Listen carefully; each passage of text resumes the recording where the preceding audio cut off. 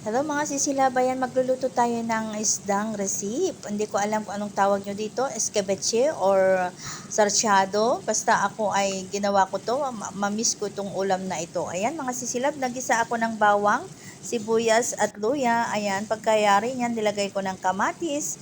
Pagkatapos ng kamatis ay naglagay na rin ako ng mga seasoning gaya ng black pepper, garlic powder, asin, at saka chili powder. Ayan po, turmeric, naglagay din po ako mga sisilab. Ayan, hinalo-halo ko na. Tapos diniin-diin ko para lalabas yung sauce ng kamatis. Kita nyo naman mga sisilab, ganyan kabilis ang aking pagluluto. Ayan, pagkayari, nilagay ko na rin ang capsicum or bell pepper. Ayan. Ayan, dire-diretso na yan mga sisilab. Hindi ko na pinatagal kasi luto naman na yung isda natin, lubog na natin doon. Ay, nakalimutan ko, yung pala, naglagay pala ako ng tomato sauce na konti at saka oyster sauce. Ayan, para nagka-sauce konti yung kamatis natin at may lasa din konti yung isda.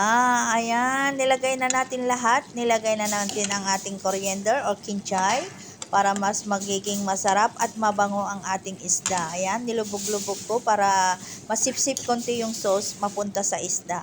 Kasi yung isda ay naprito. Ayan, mga sisilab. Kita nyo naman. Hinalo-halo ko. Ayan.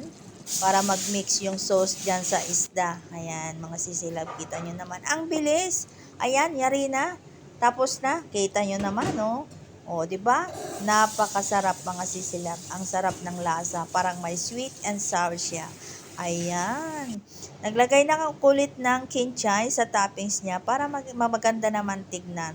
Ayan lang po. Tapos na mga sisilab. Maraming salamat sa inyong panonood. Bye-bye and God bless.